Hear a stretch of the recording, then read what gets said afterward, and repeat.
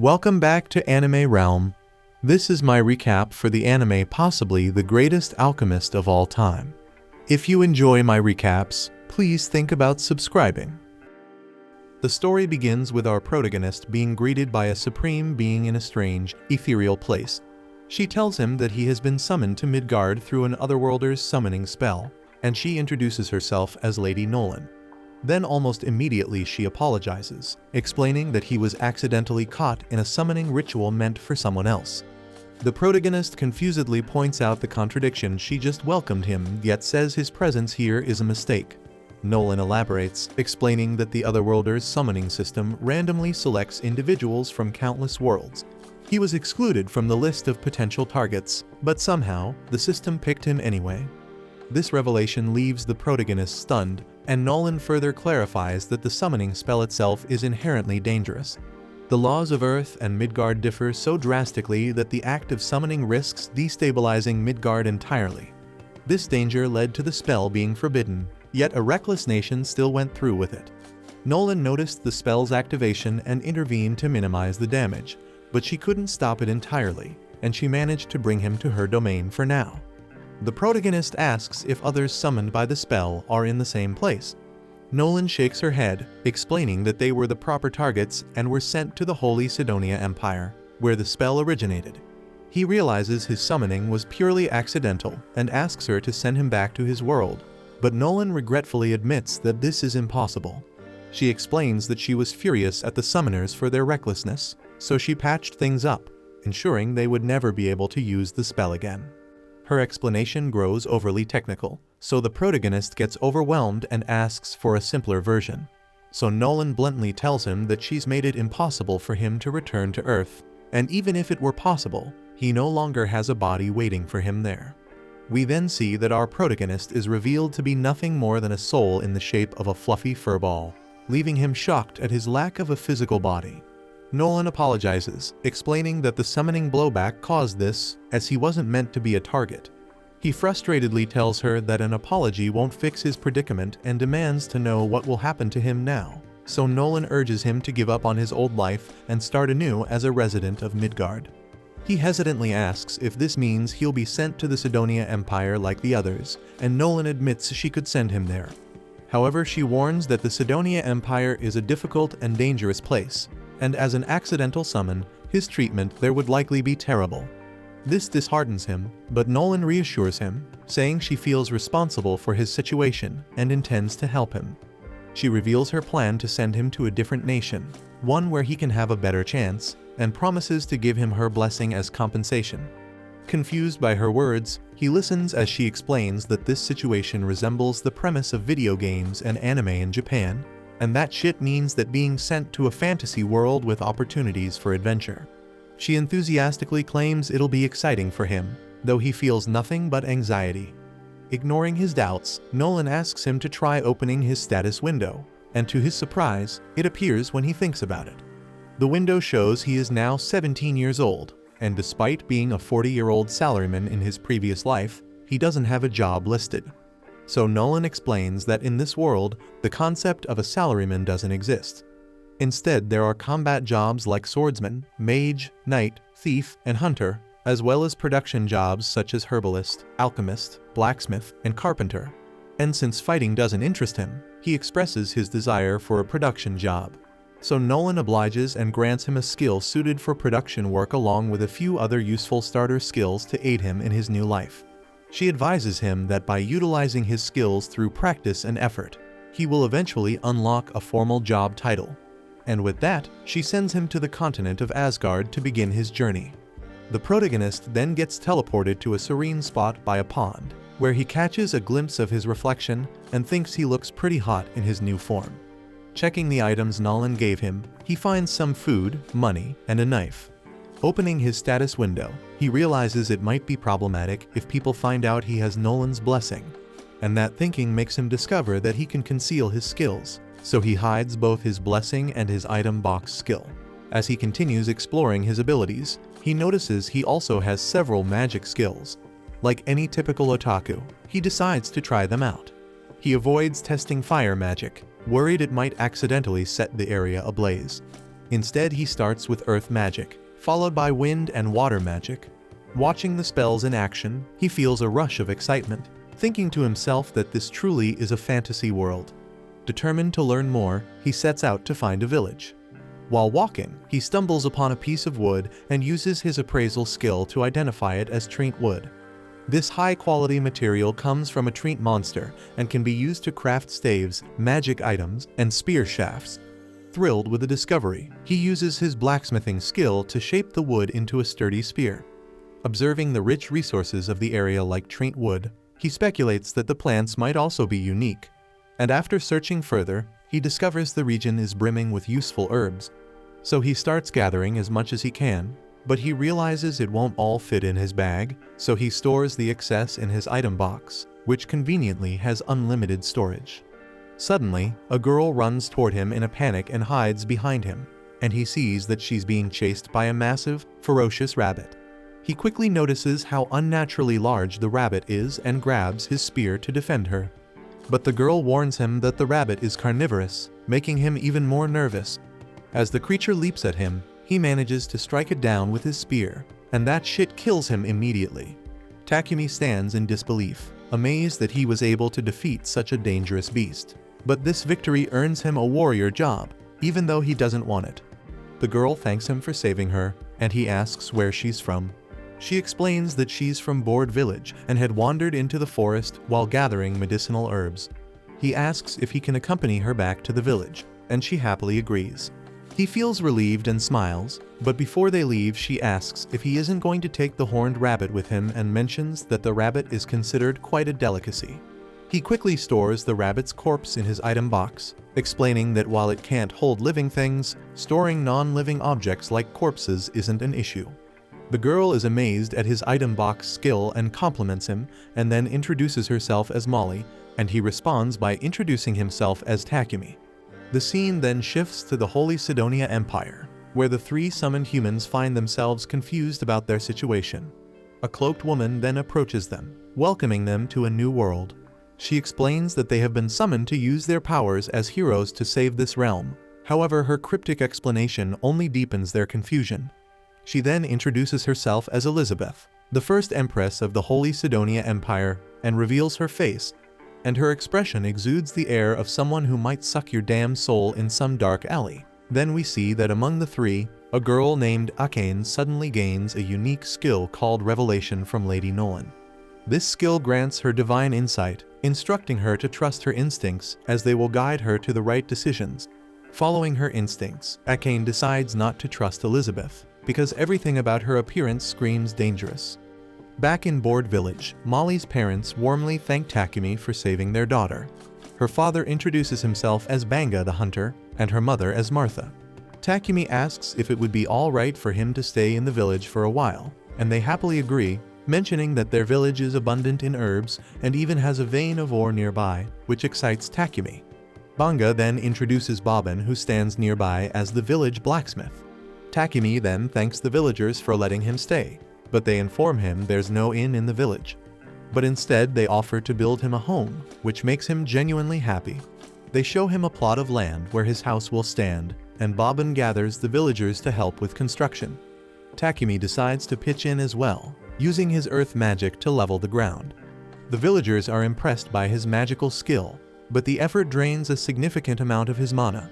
So Banga advises him to conserve his energy and let the rest of them handle the work. Later, Takumi's new home is completed, and he uses his carpentry and blacksmithing skills to craft some basic furniture to make it livable.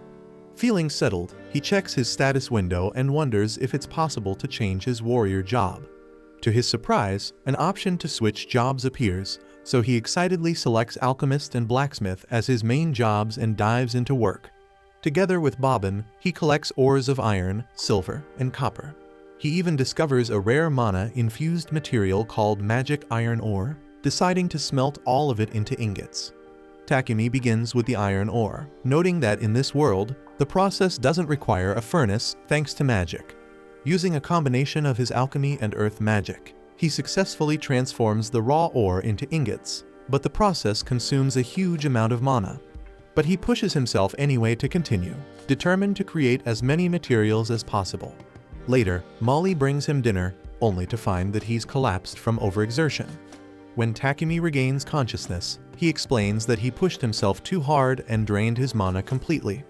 Martha gives him a sharp lecture for being reckless, and Banga hands him a healing potion, which restores his energy. And from that point on, Martha and Molly check on him regularly to ensure he doesn't overdo it again. Takumi diligently continues his alchemy, refining ores into ingots over several days. And along the way, he manages to extract small quantities of precious metals like gold, lead, tungsten, titanium, and tin. Using these materials, he crafts high-quality utensils and tools, and also his relentless effort causes his alchemist and blacksmith levels to soar. Afterward, we see Takumi honing his smithing skills under Bobbin's guidance, assisting him with fire magic during their work. And together they craft a knife, and Bobbin proudly declares it his finest creation yet. Takumi's blacksmith level skyrockets to 40, while his alchemist level lags behind at 33, much to his annoyance, as his real goal is to excel as an alchemist. Later, Takumi approaches Banga, asking for some potions so he can try making his own using the herbs he's gathered.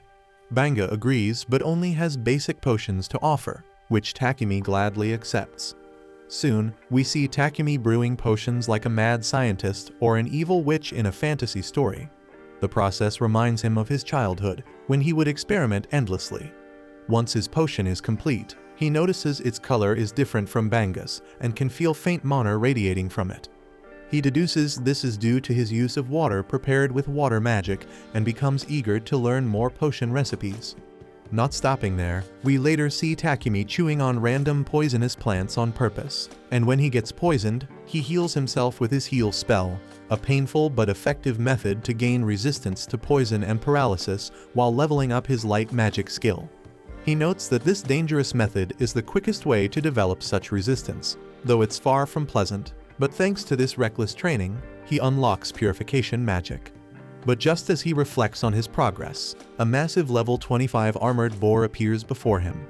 Armed with his spear and knife, Takumi prepares to defend himself. The boar then charges and Takumi hurls his knife at it, but the blade bounces off harmlessly. He then desperately strikes with his spear, which shatters into countless pieces. Resorting to spells, he casts Rock Ball and Wind Cutter, but neither has any effect. Frustrated and cornered, Takumi scrambles for a plan. But suddenly he notices movement behind him, and he finds a poisoned spider lurking nearby. Assuming the worst, he prepares for another fight, only to realize the spider is injured. And before he can react, the boar charges again. So Takumi braces for impact, but the spider unexpectedly comes to his aid, blinding the boar and causing it to miss its attack. Though the boar is disoriented, Takumi remains at a loss on how to finish it. But in a flash of inspiration, he uses his alchemical decomposition skill, and the spell dissolves the armored boar from within, defeating it completely. As the boar falls, Takumi gains martial arts and magic combat skills, leaving him in disbelief that his crafting magic saved him. Takumi then checks on the poisoned spider, noticing it's on the verge of death. Grateful for its help, he thanks the spider, assuming it risked itself to save him. Using his heal spell, he restores the spider's strength and prepares to leave, thinking everything is fine now. However, a notification suddenly pops up, informing him that he can tame the spider.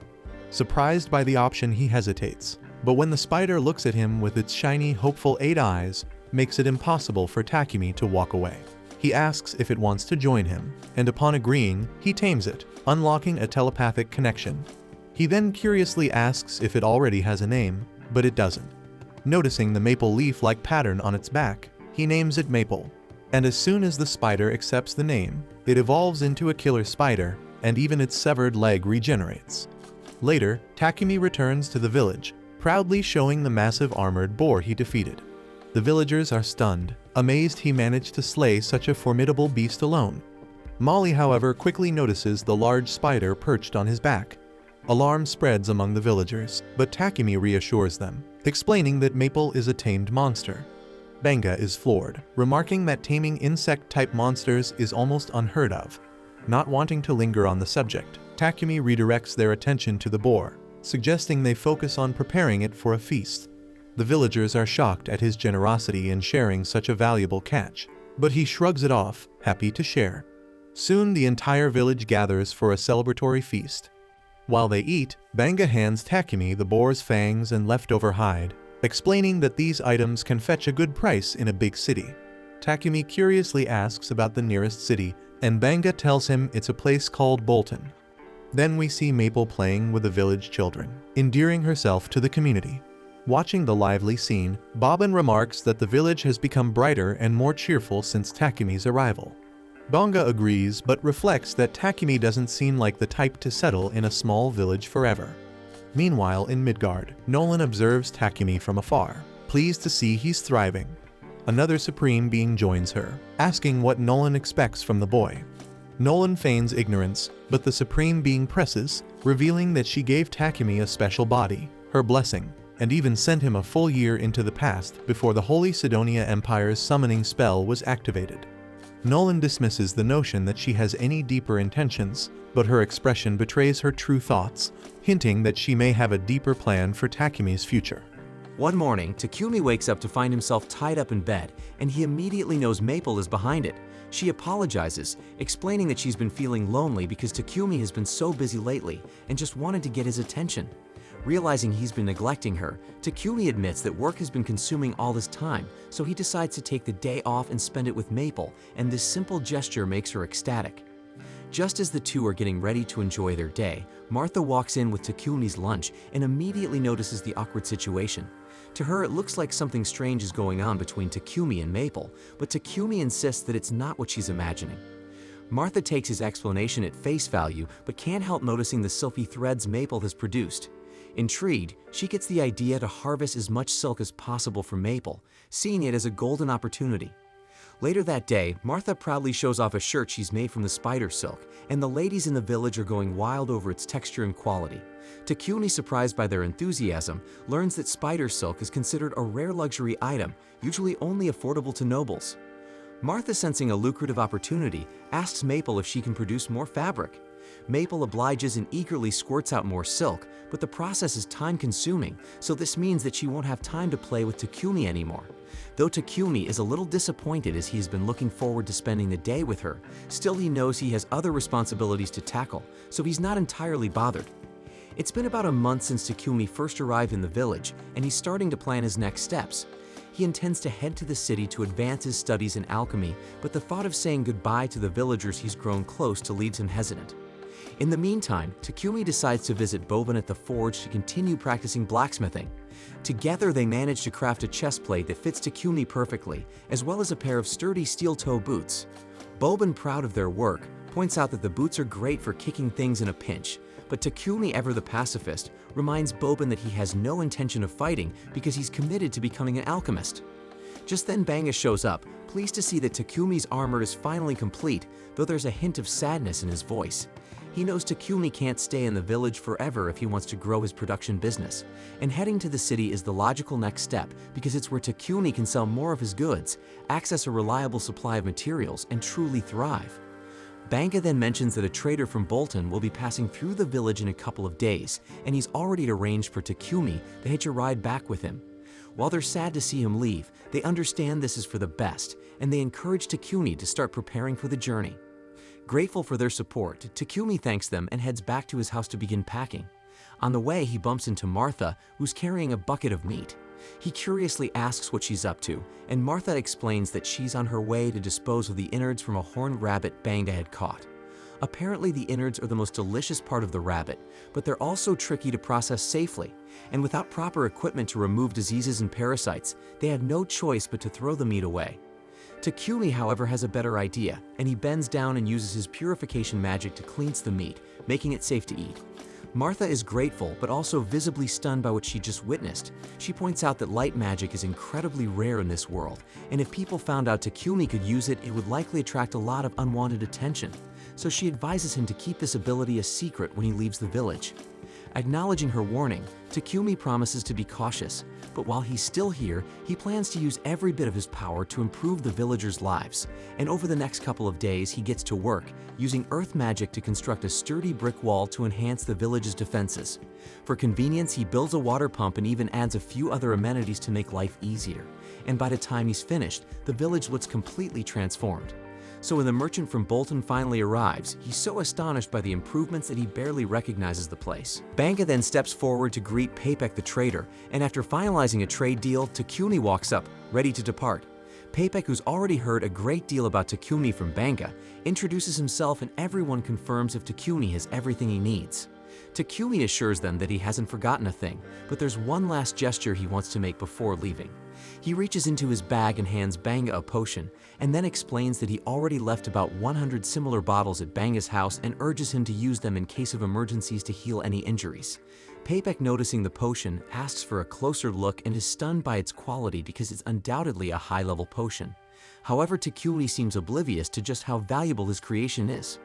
Soon, the rest of the villagers gather to bid Takumi farewell, and Papek kindly offers to wait until everyone has said their goodbyes.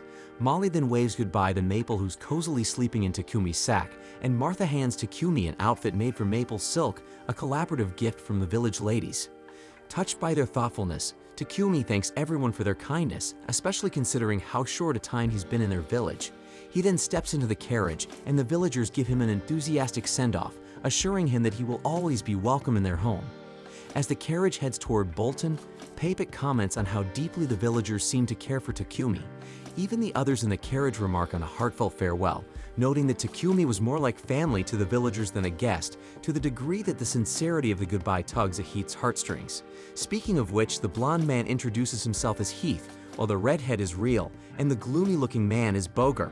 They explain that they're part of Lion Fang, a C-rank adventurer party currently serving as Papek's bodyguards. However, they admit there isn't much for them to do in this peaceful region, making the assignment more of a routine journey than a dangerous mission. Real then notices Takumi clutching his bag tightly and curiously asks if something precious is inside. And Takumi casually answers that his pet killer spider Maple is sleeping in there. The group is stunned that Takumi managed to tame a killer spider, prompting Real to ask if he can see it. However, his creepy demeanor makes Maple headbutt him square in the face, and that makes Takumi immediately start apologizing for Maple's behavior, but the others assure him there's no need because Real totally deserved it. Heath even jokes that Maple might develop a fear of all humans after meeting Real, though that's clearly not the case because Maple seems to have taken a liking to Boger.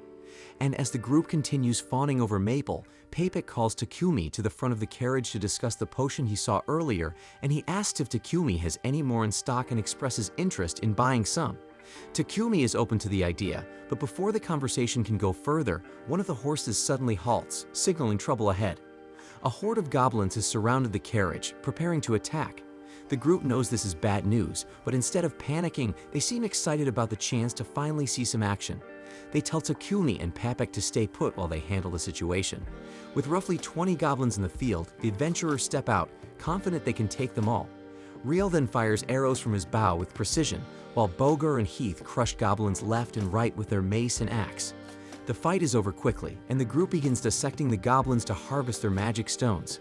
Maple observes the chaos with interest, clearly warming up to Boger but maintaining her disdain for Real and indifference toward Heath. After the skirmish, everyone piles back into the carriage, and the journey continues for another 3 days. When they finally arrive in Bolton, the members of Lion Fang head straight to the Adventurers Guild to report the success of their bodyguard mission. Takumi tags along, as he needs to register with the guild if he plans to stay in the city. Ideally, he would have joined the Alchemist Guild, but since Bolton doesn't have one, becoming an adventurer is his only option. The receptionist Hans explains to Takumi that the Adventurer Guild card can serve as his identification. As long as he completes at least one simple quest per month, the card won't expire.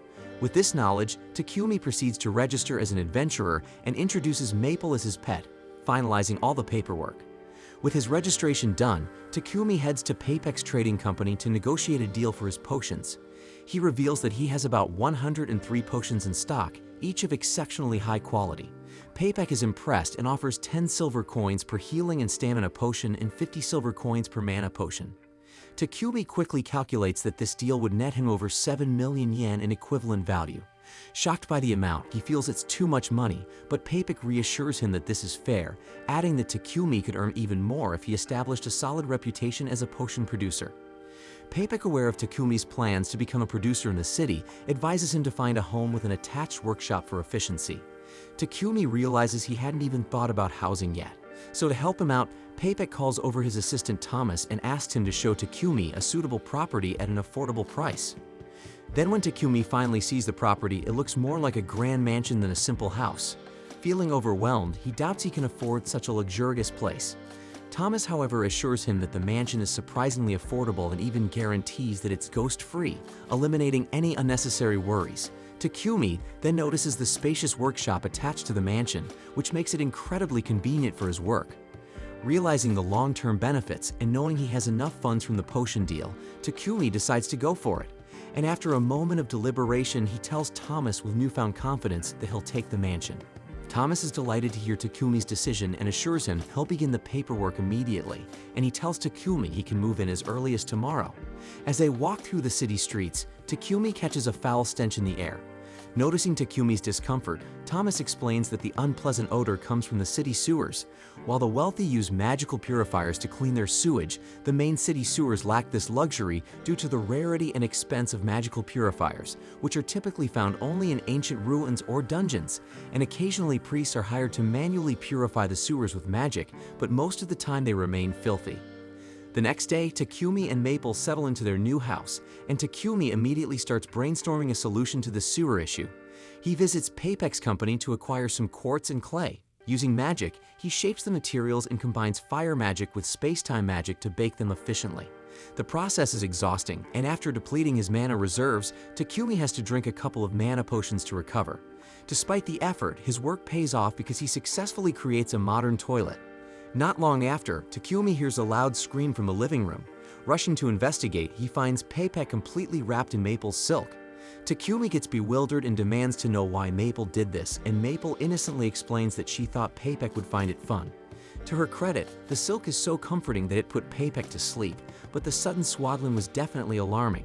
Takumi profusely apologizes for Maple's behavior, but Papek reassures him that it's fine, though being swaddled out of nowhere did give him quite a scare, so he asks to use Takumi's restroom because he needs to shake it off. Moments later, Papek emerges from the restroom with wide eyes, demanding to know what the marvel of technology inside is. Takumi casually explains that it's a toilet he invented. He fitted it with a magical purification device, which automatically cleans itself after use.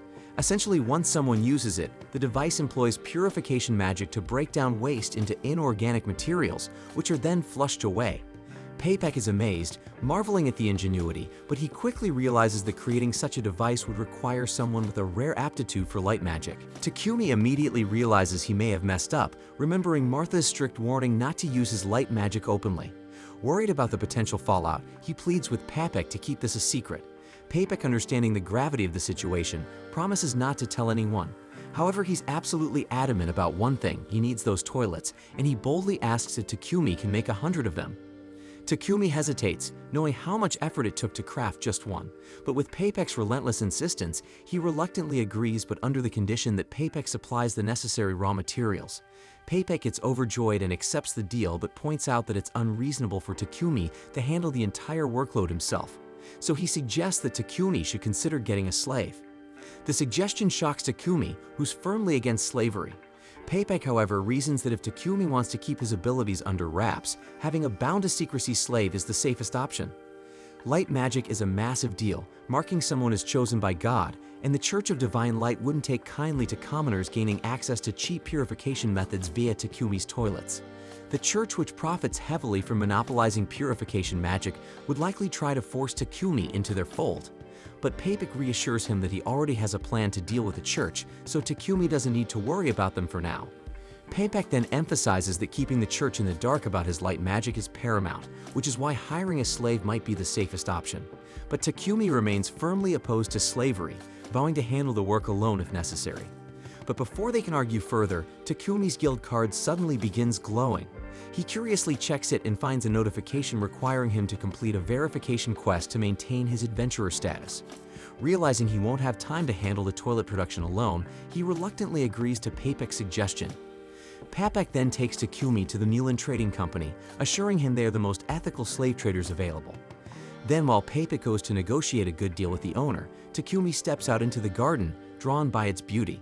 There he notices a stunning elf girl sitting alone on a terrace, and before he can say anything, she spots him and sharply orders him to leave. The scene then shifts to Takumi meeting Mulan, the owner of a slave trading company. Papek introduces Takumi to her, explaining that he's looking for a slave. However, he adds that Takumi is hesitant about using a slave contract, so Takumi reveals that in his homeland, slavery doesn't exist. Mulan nods in understanding and explains that if Takumi makes a contract with a slave, the slave will indeed be bound to him. However, she assures him that in the kingdom of Barkula, the rights of slaves are protected by law. She then outlines the general rights of slaves, and Takumi sums it up, noting that the owner is obligated to provide food, clothing, and shelter. Additionally, both the owner and the slave are strictly forbidden from causing life-threatening harm to one another, and the slave is prohibited from sharing any personal information about their owner with others. Takumi reflects that this system is different from what he had imagined. Mulan then explains the common types of contracts. Slaves who enter servitude due to debt remain bound until their debt is fully repaid. Criminals can choose contracts as a form of rehabilitation and to earn a livelihood. Prisoners of war may accept contracts to secure a place to live. However, she adds that some people are captured and forced into slavery illegally, a sad reality that occurs all too often. Papek then suggests that a war slave might suit Takumi best since they can only be freed with their master's permission. Mulan asks why, curious about his preference, so Papek explains that Takumi is a producer with exceptional skills that are impossible for others to replicate. Mulan, however, wants to hear the reason directly from Takumi, so he explains that his primary goal is to focus on his work. However, he also has responsibilities, including completing Adventurers Guild quests and managing daily tasks. He also mentions that he needs someone to manage the mansion where he's currently living and handle the housework. Furthermore, Takumi possesses many confidential skills which would draw unwanted attention. Takumi also adds that he often ventures into dangerous areas to gather materials, so it would be ideal to contract someone who protect him and assist during all that stuff. Hearing Takumi's requirements, Mulan realizes he needs 2 slaves. She summons a girl named Maria, introducing her to Takumi. Mulan then explains that Maria was kidnapped by bandits as a child and has no surviving family. Over the years, she has been trained in reading, writing, calculations, and general housekeeping. She then informs Maria of Takumi's needs, emphasizing that he requires someone to manage his mansion. Takumi then outlines the layout of his mansion, describing the number of rooms, and asks if she can handle it alone. Maria confidently states that she can manage it, and Takumi is relieved to hear this. Noticing his hesitation, Maria asks if something is wrong. Takumi admits that he surprised someone as cute as her hasn't already been chosen by someone else. Embarrassed by the compliment, Maria blushes. Takumi quickly apologizes, worried that his comment might have been inappropriate, but Maria assures him it's fine, explaining that her skills are limited to general housekeeping. Takumi assures her that housekeeping is all he needs, but Maria hesitates, appearing uneasy. When he asks what's wrong, she shyly clarifies that she won't be sharing his bed. Takumi is surprised and quickly clarifies that such an arrangement isn't what he's looking for. He reassures her that his sole interest is her ability to manage the household. Maria feels relieved and agrees, so Mulan decides to proceed with their contract. Mulan then informs Takumi that she currently doesn't have any war slaves suited for combat. However, Maria mentions someone named Sophia. Mulan immediately tells her to stop speaking out of turn and instructs her to return to her room to gather her belongings. After Maria leaves, Takumi curiously asks who Sophia is, so Mulan explains that Sophia is a war slave, but she has certain problems. Hearing this, Takumi grows intrigued and feels a strong urge not to ignore the situation. He wonders if it's his intuition skill guiding him, but he decides to trust the feeling and asks Mulan if he can meet Sophia. Mulan agrees and leads into where Sophia is kept. Mulan then explains that Sophia was captured during the war between the Kingdom of Triaria and the Kingdom of Yugger 50 years ago. Takumi is stunned by the time frame and asks for more details, so Mulan reveals that Yugger was a nation of elves, and for various reasons, Sophia has remained uncontracted ever since. Takumi curiously asks what those reasons are, so Mulan explains that Sophia's left ear has been sliced off and her right hand and left leg have impaired movement. While her impairments don't interfere with daily life, they make combat nearly impossible. Additionally, her elemental magic and sprite magic have been sealed, and she is likely under a curse. These significant limitations make her unfit as a main combatant, which is why no one has taken her. Takumi then asks to speak with Sophia alone, so Mulan agrees and steps out of the room. As Takumi examines Sophia more closely, she tells him plainly that she won't be of any use to him. But Takumi checks her stats anyway using his skill, and to his surprise, her stats are incredibly high, though each one has been reduced by 100 points due to her injuries.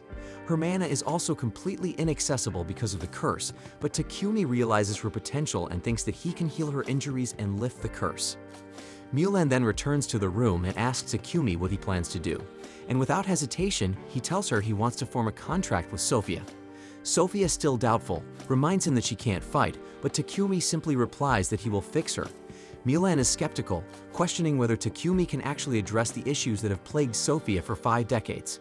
Takumi confidently says he can, and Mulan agrees to let him take Sophia under his care. Sophia remains uncertain and asks if he truly wants her as his slave. Takumi asks if she doesn't want him as her master, but she responds that a slave's wishes don't matter. And with that, Mulan begins the contract process. She casts a spell binding Takumi, Sophia, and Maria into a formal contract. After the contract is sealed, both Sophia and Maria express that they will do their best to serve Takumi. Takumi thanks them and treats them with respect, but Sophia quickly reminds him that they're just slaves and he doesn't need to act so politely. Mulan, observing the interaction, smiles and remarks that they found themselves a good master. Afterward, Takumi arrives at his house, where Maple leaps at him as soon as he opens the door. Startled, Maria and Sophia immediately prepare to fight the killer spider, but Takumi quickly stops them, explaining that Maple is his pet. He then introduces Maple to the two of them and informs Maple that Maria and Sophia will be living with them from now on. Takumi then shows Maria and Sophia to their rooms. Both are surprised to learn they'll have their own separate spaces, hesitant to accept such accommodations. Takumi insists, explaining that the mansion has many unused rooms and it's better to put them to good use. He also informs them that the mansion has a bath they can use anytime. They express gratitude but suggest he go to the bath first. Takumi hasn't decided on his own bathing schedule, so he encourages them to use it freely, assuring them he's installed a device to keep the water clean constantly. Later, we see Maria and Sophia relaxing in the bath.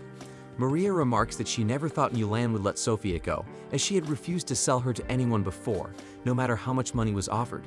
Maria believes this means Mulan must have truly acknowledged Takumi as a worthy master, and she thinks he seems like a kind person as well. Sophia, however, remains skeptical and points out that when she looked at the contract Mulan prepared, most of the entries regarding Takumi were left blank. She believes he might be hiding something, and if so, there must be special circumstances or a reason why sharing that information could cause trouble, and she admits that she doesn't fully understand what he's thinking. When they leave the bath, they discover that Takumi has already prepared dinner. Maria is devastated, insisting this was supposed to be her job. Takumi reassures her, explaining he just wanted to make things easier for their first day. He promises she can take over the work from tomorrow, and Maria asks if she can at least clean up after dinner, to which he agrees. Then we see Sophia is surprised to see Takumi inviting them to eat at the same table as him. When she asks about it, he explains that he doesn't want them to live separately just because they are serving him. He hopes they'll eat with him, as it would make him happy, and they agree, but with a little bit of hesitation. The next day, Takumi collects his order from Papek, who warns him to handle it with care, so Takumi assures him he understands and heads out. On his way back, Takumi spots a church and decides to visit, and inside he finds a statue of Lady Nolan.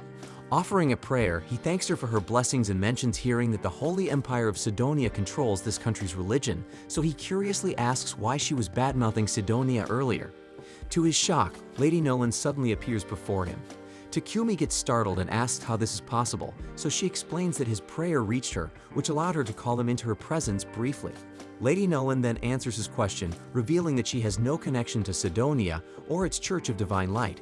She explains there are two major religions in this world, the Church of Creation, which has always worshipped her, and the Church of Divine Light, which was created later. The latter's god doesn't truly exist, but the Holy Empire of Sidonia used aggressive tactics to spread its influence rapidly, opposing the Church of Creation. So Lady Nolan chose not to intervene, viewing it as a petty human conflict. Takumi then realizes this lack of interference allowed Sidonia to activate its summoning spell, bringing someone like him to this world. Lady Nolan apologizes again, acknowledging the unintended consequences of her inaction. She then offers a disclaimer about her blessing. While parts of it are permanent, others are temporary. As Takumi grows, the aspects of the blessing that helped him grow quickly and meet kind people will fade. She simplifies it by saying his tutorial for beginners is nearly over. Soon, he will face more significant challenges, including hitting walls in his growth and encountering individuals with ill intentions. Takumi reflects on her words, realizing that many of the kind people he's met so far were likely a result of the blessing. Accepting that he will need to rely more on himself moving forward, he thanks Lady Nolan one last time and exits the church. The story then jumps forward by 1 year into the future, showing the king of Sidonia asking about the progress of the summoned heroes. He is informed that they are currently training with the knights. The king expresses hope that these heroes will become valuable assets, acknowledging the difficulty of summoning them to this world. The minister notes that the heroes were initially reluctant to help, but thanks to Elizabeth's persuasion, they had become more cooperative. The scene then shifts to Akira and Yamato sparring with the knights. The knights mock their poor performance, highlighting how far they still have to go. Yamato then recalls a humiliating memory from his past, when he was defeated by a freshman during a judo match and ridiculed by everyone. Motivated by that memory, he trains with renewed determination, earning the knights' grudging respect for his grit. Meanwhile, the knights ask Akane to join in, but she refuses, stating that she's not interested in violence. She then tries to leave, but Elizabeth intercepts her, insisting that this is not about violence but something essential to saving the world. Then Akira steps in dramatically, playing the role of the protective hero, and assures Akane that she doesn't need to worry because he will protect her. Akane, unimpressed, ignores his bravado and thinks to herself that Elizabeth is dangerous. The story then transitions back to the present. At Takumi's house, he stumbles through the door, falling face first onto the floor. Maria and Sophia rush to help him, picking up his belongings, but when Sophia reaches for the bag Takumi had collected from Papek, he hurriedly places it into his magic bag. Sophia notices this and becomes suspicious, thinking he must be hiding something. Takumi then excuses himself and heads straight to his workshop. Sophia follows him discreetly, and inside she watches him immerse a knife into a strange liquid and injure his arm with it. Then he immediately heals himself using magic. He then prepares to repeat the process, muttering that Maria really messed up earlier. She misunderstands his words, so she approaches him but falls on him, accusing him of planning something terrible for Maria. Takumi gets confused, but before he can explain, Sophia collapses from exhaustion. Takumi realizes she's overworked and notices an injury on her hand. He attempts to heal her, but the process consumes far more mana than usual, likely due to the curse affecting her. Then, after expending significant effort, he manages to fully heal her, and in doing so, his light magic levels up. Afterward, Takumi carries Sophia to her room and asks Maria if Sophia's collapse happens often. Maria explains that Sophia has fainted from exhaustion before, usually when she moves too suddenly or gets overly excited, and she suspects the cause is the curse affecting Sophia. Determined to help, Takumi begins a healing process, combining his Dispel spell with Extra Heal to treat her condition, and he successfully regenerates Sophia's ear and completes the treatment. Some time later, Sophia wakes up, confused about how she got to her room, so Maria asks if she's feeling alright, and Sophia admits that she feels lighter than ever. But then she quickly recalls her earlier misunderstanding, so she panics and urges Maria to run away, claiming Takumi isn't the man Maria thinks he is. Maria, however, smiles and tells Sophia that Takumi is even better than she imagined. Sophia confusedly demands to know what Maria is talking about, so Maria hands her a mirror and Sophia stares at her reflection in shock because her ear is back to normal. She also realizes that her magic, which had been sealed for years, has returned. So Maria explains that Takumi cured her. Later, Sophia meets Takumi and asks him about what happened. He explains that earlier he had been cutting and healing himself to level up his light magic so he could properly heal her. Sophia then curiously asks what he meant when he mentioned that Maria had messed up. Takumi clarifies that Maria had mistakenly thrown away some medicinal herbs he'd collected, mistaking them for trash. Sophia, embarrassed by her misunderstanding, then asks why he went to such lengths to help her, especially since it was dangerous for him, and Takumi simply replies that he was keeping his promise.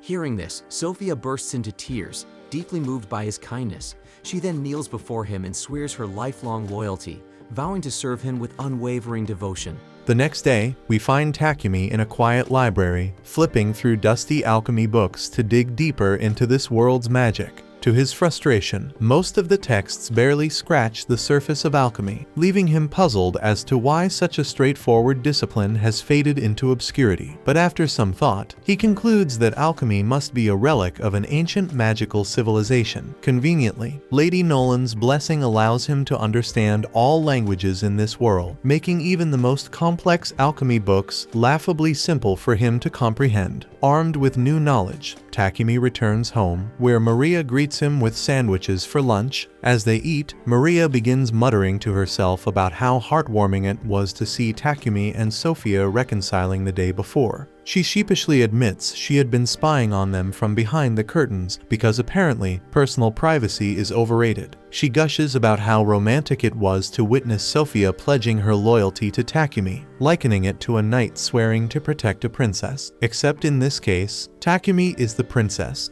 Maria and Maple wholeheartedly agree that Takumi makes an adorable princess, much to his utter embarrassment. He can only respond with a cringing smile. Later in the afternoon, Takumi heads outside to work on his production business because today's task involves packaging a bulk order of toilets for Payback. Aria and Sophia join him, cleaning and packing the goods while Takumi daydreams about breaking free from the monotony of manufacturing. He casually shares his thoughts with Maria and Sophia, confessing his longing to explore the world. He dreams of hunting exotic materials, sampling unique meals, and uncovering hidden ruins. Naturally, he also mentions taking Sophia along as his bodyguard while leaving Maria behind to manage the mansion. Maria, however, is less than thrilled about being left behind, while even the spider Maple gets to tag along, and that's just too much for her to bear. She then hits him with her signature, cute yet manipulative maid look, and predictably, Takumi falls for it. But before deciding, Takumi checks Maria's stats by gently rubbing her face to open her status window, because apparently that's how status windows work, and to his surprise, her stats are better than expected, suggesting she could handle combat. Impressed, Takumi decides to bring her along on his future adventures, but insists that she trains with Sophia to refine her skills first. With that settled, Takumi starts crafting weapons and armor for Sophia and Maria. When he asks for their preferences, Sophia doesn't hold back. She hands him an extensive, borderline excessive list of her weapon requests and volunteers Maria for a spear, promising to train her personally. Takumi then gathers the necessary materials and gets to work, channeling his alchemy manipulation magic to speed up the process. Meanwhile, Sophia puts Maria through her paces, and Maria quickly discovers that being a battle maid involves a lot more sweat and significantly fewer tea parties. Takumi finishes the weapons in record time, adding personal touches, a wing pattern for Sophia's weapon, and a flame motif for Maria's spear. Of course, he goes the extra mile and enchants them with auto repair and attack boosts, because well, why not add a little extra power? As Takumi works, his mind wanders into dangerous territory. He imagines Maria wielding her spear in full maid attire, and his overactive imagination leads to a classic anime-style nosebleed. To make matters worse, Maria, somehow sensing this moment of unholy admiration through what she calls maid telepathy, claims she can feel someone ogling her sacred plot. Takumi tries to shake it off and focuses on the next task, crafting armor. Naturally, his first instinct is to go full RPG mode and consider making enchanted undergarments instead of practical gear, because let's face it, that seems to be standard in these worlds. But even Takumi realizes this idea crosses too many lines, especially since Maria and Sophia are technically his employees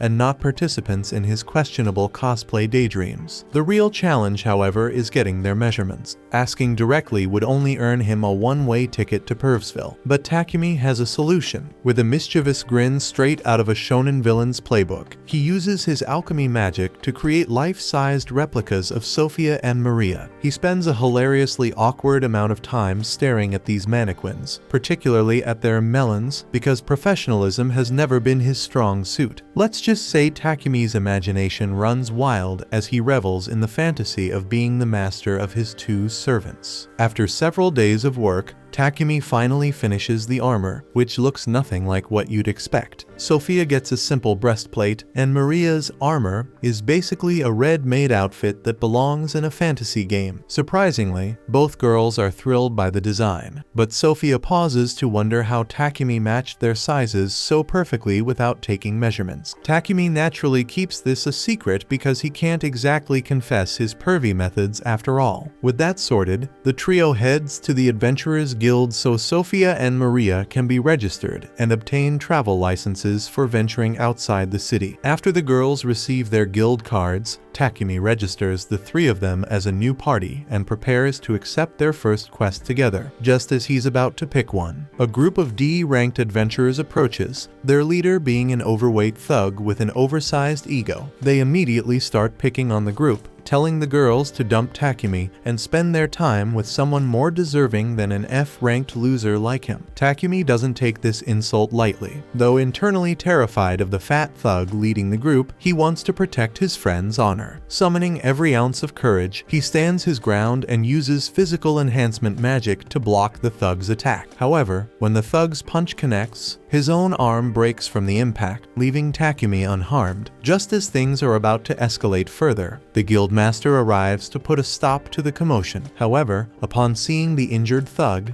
the guildmaster immediately blames Takumi for the incident, completely unaware that the thug hurt himself trying to attack Takumi. As the guildmaster scolds Takumi, Sophia, and Maria, the receptionist Hans intervenes, explaining that the white-haired idiot hadn't started the fight and was only defending himself. When Hans addresses the guildmaster by his title, Takumi's jaw nearly hits the floor. He's shocked to learn that the bald-headed, angry bird-looking man is actually the guildmaster. Hans formally introduces him as Barak. Ignoring the introduction, Barak sternly orders Hans to heal the thug's broken arm. Afterward, Barak asks Takumi and the girls to follow him. In what feels like an interrogation room, the guildmaster demands to know what Takumi's deal is. Initially hesitant to reveal his abilities, Takumi is forced to explain when Hans mentions detecting traces of magic at the fight scene. Hearing this, Takumi realizes how sharp Hans' sense skills must be. While admitting to using magic, Takumi clarifies that he didn't cast any spells on the goons from earlier. Instead, he explains that he coated his body with charcoal from his item box. Hans doubts him, but becomes convinced when Takumi adds that he synthesized the coal into diamond. Recognizing this as alchemy, Hans recalls that Takumi had initially wanted to join the alchemist guild when they first met. Ignoring the magic talk, Barak shifts the conversation to the women in Takumi's party. When Sophia and Maria confirm they're his teammates,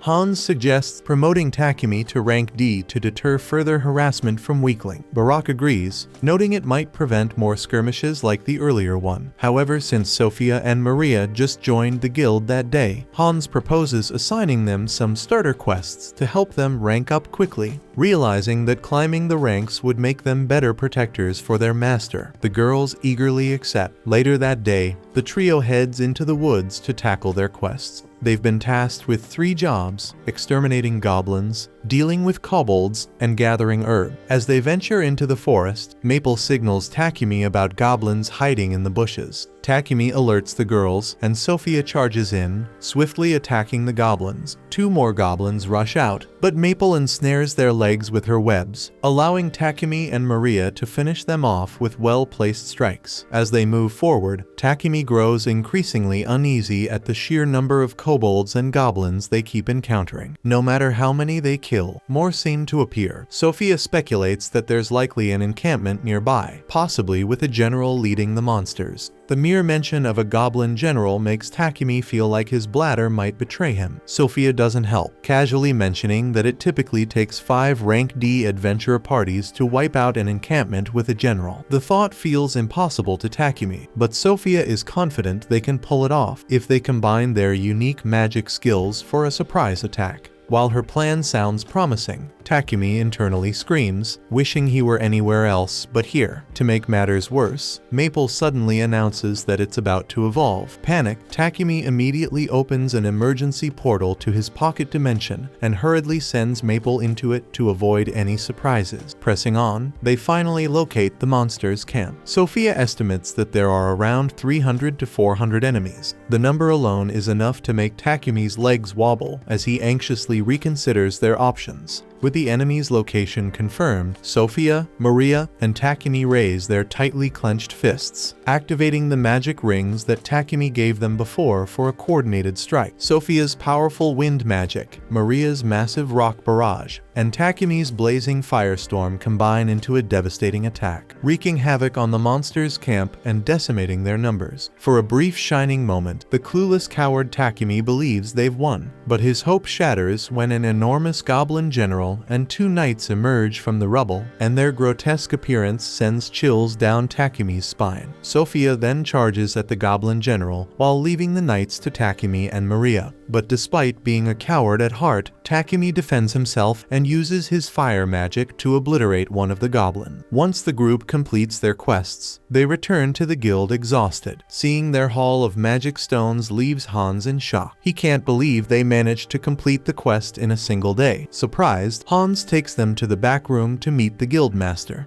The guildmaster is just as stunned as Hans, wondering how they achieved such a feat so quickly. But before he can question them further, Maple enters in her half-human form and slaps the guildmaster on his bald head before introducing herself. Takumi and Sophia are shocked by her new form, but Maria is delighted and excited to hear Maple speak for the first time. And after that shit, Takumi is promoted to rank E, while Sophia and Maria are promoted to rank F. Later, Maria shows Takumi a design for new undergarments for her and Sophia, and when Takumi looks at Maria's initial design, it resembles men's undergarment, and naturally the perv can't let that slide. So he sketches a more feminine design for them, and the moment Maria sees it, her cheeks flush furiously, and she stammers as she begs him to make it. While they talk, Maple informs Takumi that Papek has arrived. Papek faints upon seeing Maple's new form, but when he recovers, he tells Takumi that the Lord of Bolton has summoned him to express gratitude for the toilets he made. When Takumi meets the Lord, he is thanked repeatedly for his contributions to the town's sanitation. The Lord's kindness surprises Takumi, who starts to think of him as a good and honorable leader. Later that evening, Maple delivers the finished underwear to the girls. As they hold it up, they marvel at how comfortable it feels and jokingly ask if they can try it on in front of Takumi. This suggestion is enough to make the virgin dimwit freak out entirely, screaming like a scared little girl. He bolts into his room and slams the door behind him, leaving the girls laughing at his embarrassment and thinking that he is too chicken.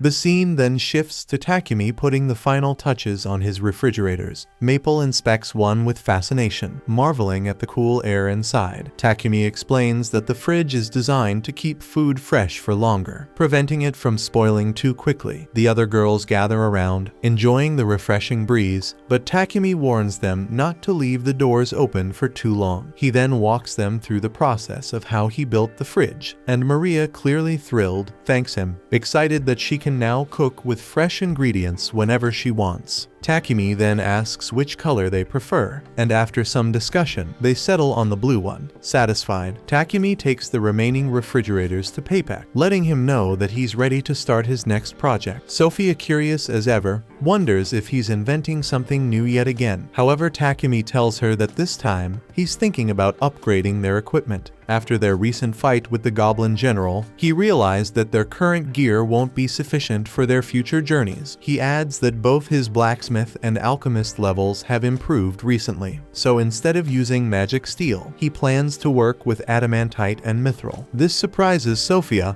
but she looks forward to seeing what he can create. Afterward, Takumi seeks out Hans to ask where he can find mithril and adamantite. Hans informs him that both are extremely rare ores and that there are no blacksmiths in the city capable of refining them properly. Still, he offers Takumi a list of skilled blacksmiths who live in the area. He also points out that since Takumi is an alchemist, he might be able to synthesize the ores himself. Takumi is surprised by this suggestion, but Hans explains that synthesizing them would be incredibly time-consuming and drain a massive amount of mana. He then suggests a more practical approach, mining the ores directly from a town called Horas. located northwest of the kingdom of Barkula. However, there's a catch. The mines are restricted, and only members of the Blacksmith Guild are allowed entry. Fortunately, there's a loophole. If Takumi accepts a quest to eliminate the monsters that occasionally appear in the mine, he'll be granted temporary access. This means he could mine the ores while also completing the quest. So Takumi believes that if he does, this will mean killing 2 birds with 1 stone. The guildmaster then suddenly appears, informing Takumi that Bolton has been experiencing a shortage of Trent wood. He explains that this is due to most adventurers prioritizing black buffalo hunts, which are common around this time of the year. He emphasizes that this is a serious issue and casually points out that the Forest of Death, where Trent wood can be found, happens to be on the way to Hora's. Takumi immediately realizes that the guildmaster is trying to rope him into hunting Trents as well. The guildmaster confirms this assumption and further mentions that hauling back all that Trent wood shouldn't be an issue for Takumi since he has space-time magic. Takumi agrees to take on the task since he also uses Trent wood himself, but the guildmaster isn't finished yet. He brings up a blacksmith who needs to travel to Hora's and requires an escort, once again pushing another mission onto Takumi. At this point, Takumi can't help but think that this guild is absurdly exploitative. The guildmaster then attempts to sweeten the deal, offering Takumi a promotion to rank D if he completes the quest. However, Takumi is skeptical, revealing that he has never taken an escort mission before. He suggests that the Lion Fangs would be better suited for the job, but the guildmaster informs him that they are already occupied with another quest. Accepting his fate, Takumi shifts gears and asks how long the journey to Hora's would take. Hans explains that a standard horse carriage would take about 7 days, whereas a monster horse carriage could make the trip in 4. Understanding the situation, Takumi requests a monster horse carriage, but Hans disappoints him by revealing that they are all currently in use. Just then, Riel enters the room,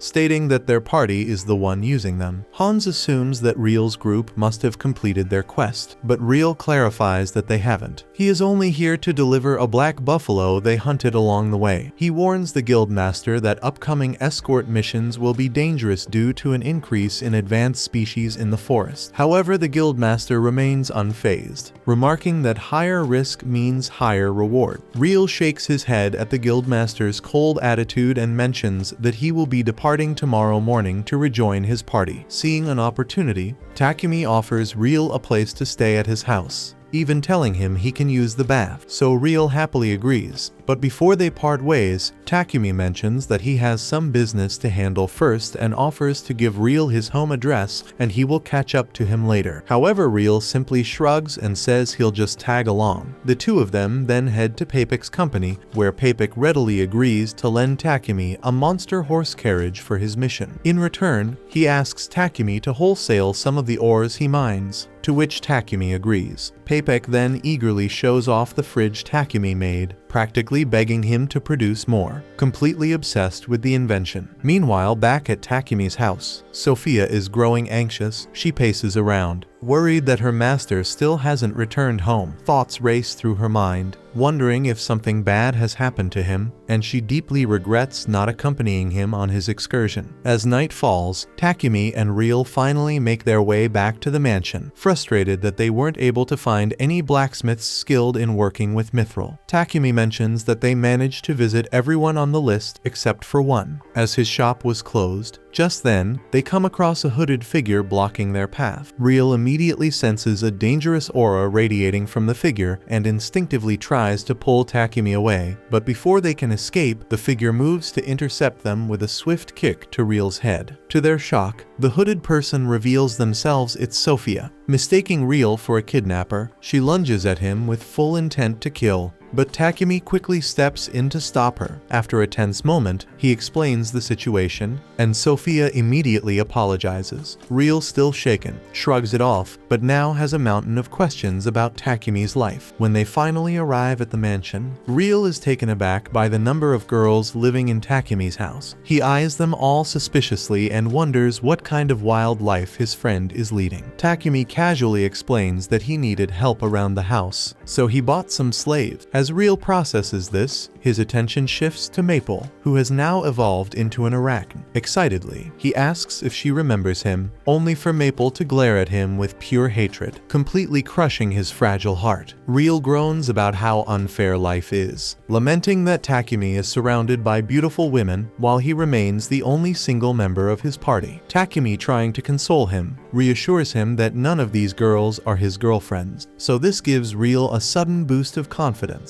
prompting him to boldly ask both Maria and Sophia out on a date. However, they shut him down immediately, stating that they have dedicated their lives to Takumi. Takumi then just tells him to take a damn bath, and later we see Real pathetically bathing with tears in his eyes. Meanwhile, Takumi and the others gather for a strategy meeting. Sophia agrees with Takumi's plan to take down some treants, mentioning that she is also fine with exterminating monsters in the mine to collect ores. The group reaffirms their commitment to the mission, promising to do their best. Takumi nods, telling them that they will depart in 3 days. With that in mind, he decides that he needs to forge better equipment for his party before they set out. The next morning, Real leaves the mansion, and afterward, Takumi examines the mana-draining sword he obtained from the Goblin Emperor. He discovers that it's made of tungsten carbide, an incredibly hard substance, and realizes that the weapon is far too large to be practical for a human. Deciding to repurpose it, he attempts to melt it down, but the sword resists his effort. After a great deal of perseverance, he finally manages to forge the massive blade into 2 human-sized swords. Noting that the blade absorbs an opponent's mana to become sharper and stronger, he decides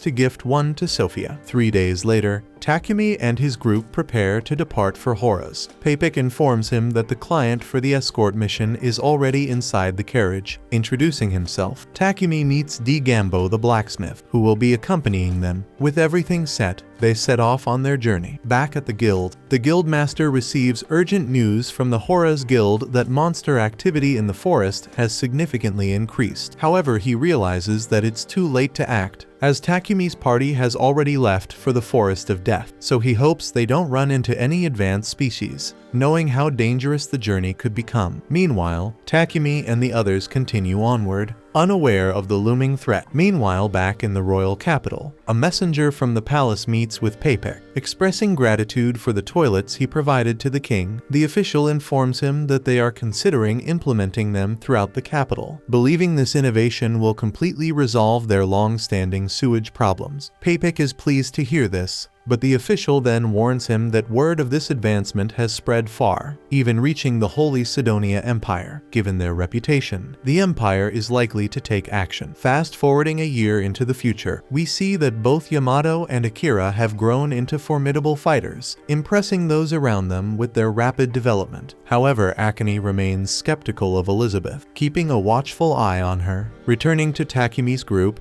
they make a stop near the Forest of Death. Takumi casts a protective barrier around their camp and instructs D. Gambo to stay inside while they deal with the treants. The scene then shifts to them deep in the Forest of Death, where Takumi asks Sophia how to tell the difference between a treant and a regular tree. Sophia explains that he needs to focus and sense their magic while observing their surroundings. She then points at one, revealing it to be a treant, and Takumi immediately charges at it. It tries to strike him with its roots, but Maple and the others step in to cover him. Seizing the opportunity, he thrusts his spear into the monster, bringing it down and leveling up both his axemanship and logging skills. Thinking these creatures are weak, Takumi assumes this will be an easy task. However, Sophia warns him that they are surrounded and suggests using magic to take them down more efficiently. The team unleashes their spells, cutting and burning through the treants, and as the battle rages on, Takumi levels up several of his skills. Suddenly, an elder treant appears, significantly stronger than the rest. The girls attack, but their strikes have no lasting effect as the monster regenerates instantly. Seeing this, Sophia tells Takumi they must take it down in a single, decisive strike, so she instructs him to coat his blade in fire magic, which he does before rushing the elder treant. Dodging its attacks, he lands a direct strike to its eye, dealing a fatal blow. With that, the creature is finally defeated, and Takumi's skills level up again, Takumi then notices a strange fruit on the ground and is surprised to learn that trees bear fruit. Sophia identifies them as miracle apples, an extremely rare find, so Takumi suggests they take them home, and Maria, excited, announces her plans to bake an apple pie. Later, the group arrives in Horace and heads straight to the Adventurers Guild. Takumi decides to take a quest to hunt iron moles in order to gain entry to the mine. Soon after, we see the party mining alongside Digambo. Takumi successfully unearths some mithril, and Digambo directs him to a spot containing adamantite ore. Digambo is amazed at Takumi's luck, as it's rare to find such valuable materials on a first mining expedition. Just then, an iron mole suddenly emerges from the ground, and without hesitation, Takumi blinds it using his light magic, allowing Sophia to swiftly finish it off. The others marvel at how effortlessly he took down the creature, and Takumi explains that he figured light magic would work since iron moles thrive in darkness. Sophia is still surprised by how easy it was, while Maria pouts, disappointed that she didn't get to contribute in any shit. With their quest complete, they mine a massive load of ore before returning to Bolton. The next day, Takumi visits Digambo's shop, eager to learn the basics of synthesizing and forging mithril and adamantite alloys. Digambo agrees to teach him and starts by having Takumi forge a mithril knife. Afterward, Takumi upgrades the girl's armor using the high-quality materials he obtained, ensuring they are better prepared for future battles. The scene then shifts to the girls trying on their new armor. Utterly speechless at the number of unique skills and enchantments infused within them, Sophia's armor is imbued with wind and water elements, while Maria's carries fire and earth attributes. Takumi explains that to embed their elemental affinities into the armor, he had to saturate magic stones with his mana until they turned blue. Curious, Maria asks Takumi how he enhanced his thunderclap skill, and he proudly reveals that he enchanted it with enhanced agility, making him significantly faster. To demonstrate, he takes off at high speed but loses control and crashes straight into the wall. The girls, wanting to spare him the embarrassment, pretend not to have seen anything,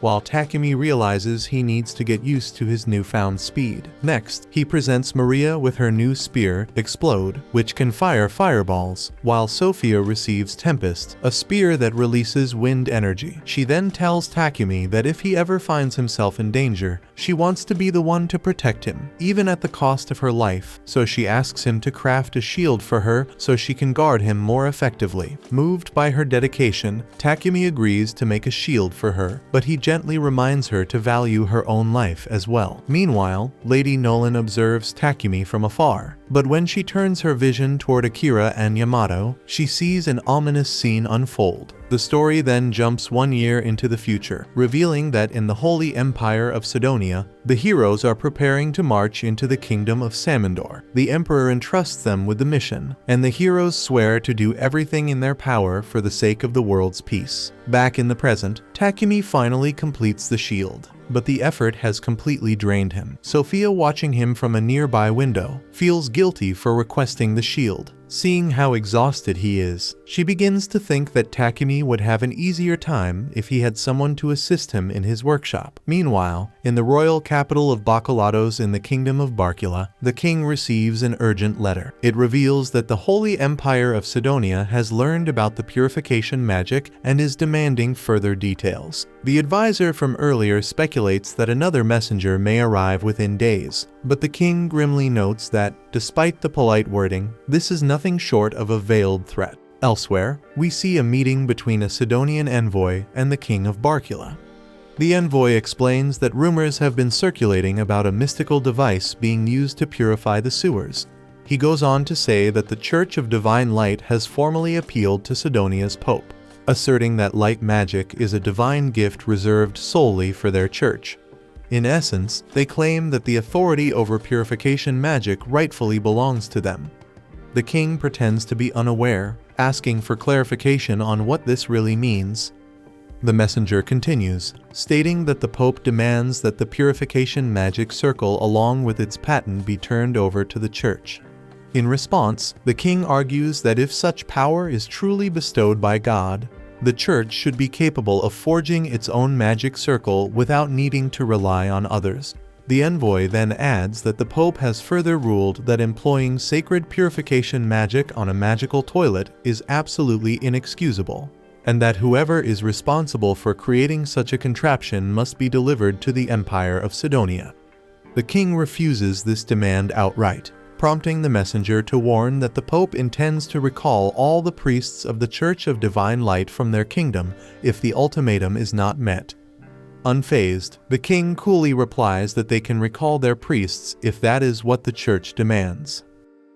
The narrative then cuts to Papik informing Takumi of the unfolding drama. Takumi is astonished that the king would adopt such a severe stance toward Sidonia's emissary solely for him. Papik reassures him that it isn't a major problem, but Takumi points out that such actions might turn the church against them. Papik then reveals that within this kingdom there exists another religious faction besides the Church of Divine Light, a fact that catches Takumi's attention, as he deduces that he must be referring to the Church of Creation. Papik is surprised that Takumi is aware of this alternative faith, and goes on to explain that the Church of Creation venerates Lady Nolan. Curious, Takumi asks which deity the Church of Divine Light worships, and Papik responds that they revere a god known as Anat. Shifting the conversation, Papik notes that the kingdom of Barkula prides itself on religious freedom, which has allowed the long-established Church of Creation to amass many followers, unlike the Church of Divine Light, whose priests demand exorbitant fees for their recovery magic. The clergy of the Church of Creation perform similar feats merely as a gesture of goodwill. Realizing the implications, Takumi concludes that the Church of Divine Light is being bolstered by the Holy Empire of Sidonia, and he wisely decides that it would be best for him to steer clear of getting entangled with them. Papik then informs Takumi that he's actually here today with a special request. He explains that through Marquis Godwin, he had offered the king some samples of his innovative toilets and refrigerators, and in return, the king has requested a meeting with Takumi. Takumi is taken aback by this news, and Papik adds that although the king won't be angry if Takumi declines, his pleading puppy dog eyes tend to sway decisions regardless. Later, Takumi gathers his slaves and announces that he will be heading to the royal capital of Bacalados, asking if any of them would like to accompany him. Excited at the prospect of visiting the capital for the first time, they all agree, and Takumi informs them that they'll be departing in a week, advising them to prepare in the meantime. Maria wonders aloud how long the journey will take, and Takumi explains that if they ride monster horses, it should take about a week, so Maria immediately points out that such a trip would require plenty of food. Leaving the logistics to Maria, Takumi then mentions that he plans to craft new cloaks for the group while they wait. Curious, the others ask why, and he reveals that Papik has secured some dark elemental magic stones for him. With these stones, he can enchant the cloaks to block perception, a feature that Sophia praises as being especially useful in combat. Takumi also notes that the cloaks will help the girls avoid unwanted attention from unsavory perverted characters in town. The scene then shifts to the two girls out shopping in town. Maria remarks that Takumi isn't valuing himself as highly as he should, and Sophia agrees, even beginning to list all of his admirable qualities. Surprised by how well she seems to know their master, Maria teases Sophia about it. Embarrassed, Sophia quickly changes the subject, making it clear to Maria that she's totally smitten. The scene then shifts to Takumi, kneeling in a quiet church as he prays to Lady Nolan. She greets him, inquiring where his offering is, and he beams at the sight of her once again. Aware that his journey to the capital is imminent, she asks if he has come to seek safe passage, and she requests that he present her offering. Takumi, however, insists on having some questions answered first. He asks her whether Anat exists as a supreme being distinct from her, and with an air of quiet authority, she declares that she is the sole supreme entity, leaving him to wonder who or what Anat might be, offering only vague reassurances that he will come to understand in time. She leaves him still curious, especially as the Empire of Sidonia appears to be encroaching ever closer. Takumi recalls her earlier words about her blessings being conditional upon his actions and asks if Sidonia's interference is linked to that very clause. She dismisses his query, reminding him that it is precisely Sidonia that brought him here, a matter far beyond the scope of a mere blessing. The young mage then recalls rumors of heroes summoned by Sidonia and presses her for news, noting that he has heard nothing of them since his arrival in this world. Lady Nolan then reveals a startling truth. She has actually sent him back in time by 1 year, meaning the heroes have yet to be summoned. Takumi is puzzled by this intricate twist, and when he persists with his barrage of questions, she curtly tells him that time is up. Before he can continue, Lady Nolan strikes him, and he loses consciousness, awakening later in the real world. He reflects that she must have been evading his inquiries, but he shrugs it off, as he has no real desire to meet these heroes anyway. The narrative then jumps forward 10 months into the future within the Holy Empire of Sidonia. There Akira is shown training diligently with his sword, having honed his skills considerably, while Akane and Yamato watch his progress with admiration. Back to the present, and we see Takumi presenting the new cloaks to the girls. Maple immediately notices that the cloaks perfectly complement his attire, while Sophia initially remarks that the matching ensemble is a bit too bold, so Takumi wonders if perhaps she dislikes the look. However, Sophia quickly assures him that she loves it, much to his relief and delight. Later, we learn that Takumi plans to build his own carriage rather than borrowing one from the guild, aiming for greater comfort. He explains that although he can construct a carriage, they lack a monster horse, so he initially considers borrowing one from the guild. However, Maria steps in and reminds him that this town is known as the City of Adventurers for a reason. She recalls the perils of the Forest of Death and warns him that many dangerous areas with lurking monsters exist. In her view, there are not only monster horses, but also unicorns and drake horses, creatures that are both faster and sturdier. The scene then shifts to the forest surrounding the city, where Takumi ponders whether drake horses are truly swifter than monster horses. Sophia confirms that they are, and even add that they possess superior stamina. Curious, Takumi asks if this speed is due to their being of a dragon type, to which Maria clarifies that while they aren't actually dragons, they do resemble normal horses, except they sport a horn and are covered in scales reminiscent of a dragon's hide. Realizing this is the origin of their name, Takumi nods in understanding, and Maple becomes excited at the thought of finally having a monster friend. Suddenly, Takumi and the others encounter a bush wolf that dashes right past them. Sophia looks puzzled, and Takumi attributes the wolf's failure to detect them to the effectiveness of their new cloaks. While he praises the cloaks for keeping them hidden, Sophia removes hers, arguing that they need to engage in combat to train and strengthen themselves. The narrative then transitions to a scene of Sophia defeating a boar, prompting Maria to remark that they've now got extra meat. Maple urges them to hurry up, and Takumi soon spots a fallen tree.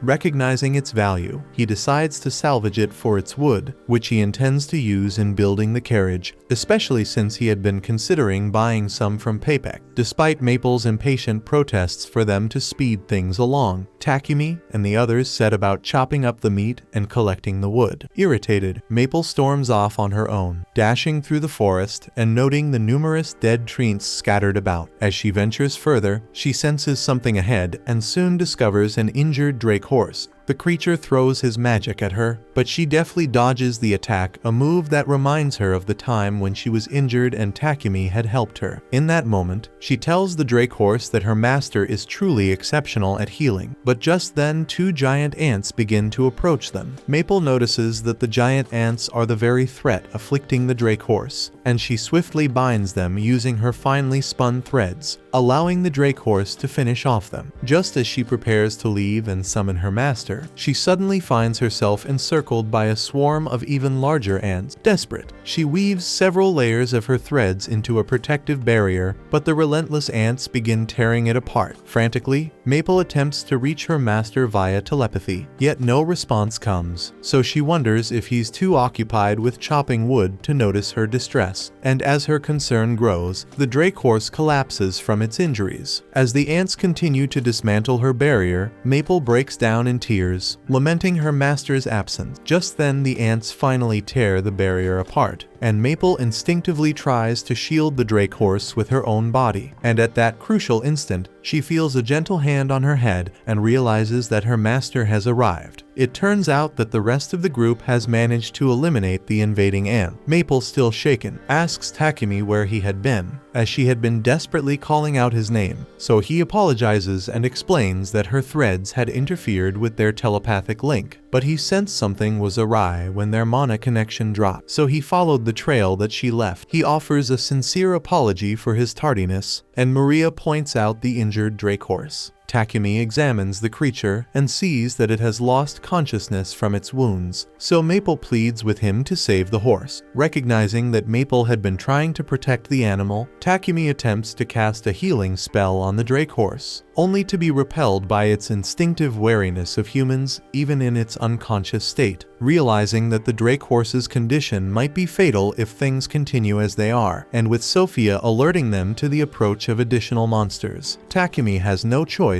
but to retreat both Maple and the horse into his pocket dimension for safety. After he does, Sophia urgently warns him that housing an advanced monster in his pocket dimension without a familiar contract might cause him severe strain. Takumi assures her that he'll be fine, but then when he feels tired, he quickly tries to gulp down a potion to bolster himself, but before he can drink it, he collapses from exhaustion. Later, we see Takumi slumped in his room, fast asleep, with the girls quietly keeping vigil by his side because he's been out for over 12 hours. Sophia remarks to Maria that Takumi won't wake until he's successfully stabilized his pocket dimension, while Maria wonders why Maple hasn't emerged yet. So Sophia speculates that the Drake horse remains terrified, and as long as Maple keeps the creature confined in the pocket dimension, it will continue to spook it, causing Takumi to slowly wither away. Convinced that something must be done, Sophia kisses his hand and follows his mana signature, eventually finding Maple. She inquires about the Drake horse's condition, and Maple confirms that it's still trembling in fear. Sophia suggests she might be able to coax the Drake horse out, but cautions that releasing it into an unfamiliar area could confuse the animal. She points out that unless the creature comes out, it won't receive any healing, and Takumi will remain unconscious. To solve the problem, Sophia proposes that Maple recreate the barrier she had previously woven in the forest. Such a shield would conceal the true location of the Drake horse. Maple agrees, then steps into the garden with the Drake horse to form a new protective barrier. Meanwhile, Sophia intends to visit Papek's company to acquire some monster medicine, but Maria volunteers to go instead, urging Sophia to stay close to their master. The scene then shifts to Sophia watching over Takumi as he sleeps. In his dreams, Takumi relives moments spent with everyone, until eventually he stirs awake. Opening his eyes, he notices Sophia still sleeping by his bedside, and when she eventually wakes, she beams at the sight of her master, and he thanks her warmly for watching over him. He mentions that he needs to check on the Drake horse and steps inside Maple's barrier. Noticing that the creature seems to have recovered a bit, Takumi asks if it might become a friend as well, given that it's already grown close to Maple. He uses his magic to gently tame the Drake horse and succeeds. Following this, Takumi casts a powerful healing spell to restore the creature's health, and Maple dispels the barrier around it. Takumi announces that they have gained a new companion, prompting Maple to ask what name they should give her. Inspired, Takumi decides to name the Drake horse Camellia, after a leaf-bearing tree that retains its foliage year-round and blossoms with red and white flowers. The girls all agree that it's a lovely name, and Maria suggests they all sit down to eat, announcing that she has just finished preparing dinner.